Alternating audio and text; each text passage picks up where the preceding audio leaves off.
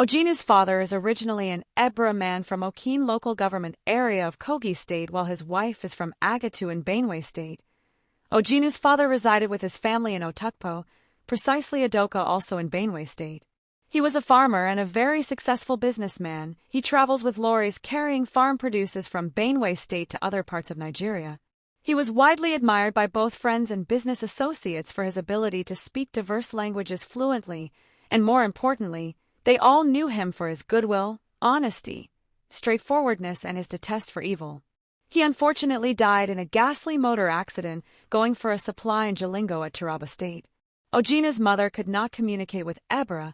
She can only speak her own dialect. She taught her children her own culture and made them communicate with her own language. This made them think and act like they were from Benue State. With the resources left behind by her husband, she was able to train her children. Ojinu studied sound engineering at Benue State University in Makurdi, and after school he got married to a lady from Benue State, and their marriage was blessed with children. He was so good and gifted in his work that individuals and organizations all over the country were all sorting after his services. As he travels to execute jobs, he was also investing his money on landed properties in states that are not geographically far apart from Benue State.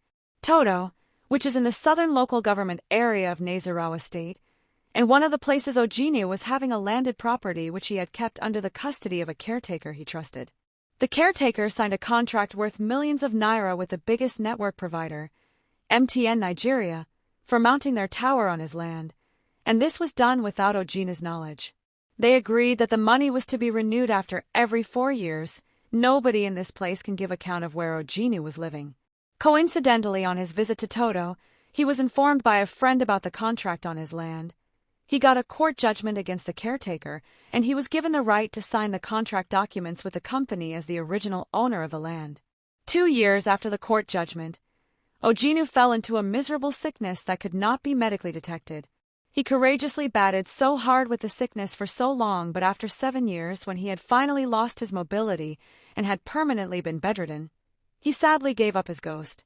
This was the sad moment Ojinu's brothers came in. They allegedly accused Ojinu's wife of committing ALEKU. ALEKU is a culture in Benue State that forbid a woman of committing adultery, or else her husband will die. They fabricated that she has been sleeping around with other men while her husband was away on official trips. They told her it was as a result of her adultery that have led to their brother's untimely demise. Unknown to her, they were only accusing her based on malicious ground, all because they want to rip her off her husband's properties, most especially the one with the tower.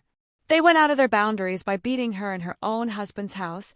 They humiliated her in the presence of her children and neighbors, and they went a step further by stripping her naked and making a video of it. They allowed desperation and get-rich-quick syndrome took away their sanity. Their laxity got the better part of them. Their greediness to reap where they did not so put them into their greatest undoing by illegally uploading her naked video on social media in a way of blackmailing her. Their action cut the attention of well-meaning individuals and very reputation organizations who fight for the welfare of women and against social injustice. They took it up and made sure Ojinu's brothers paid for the evil they have done on their brother's wife. At the end of the case, they were all given a life sentence in a court of competent jurisdiction. Take home. Greed, desperation, and barbaric belief will take you nowhere than self-destruction.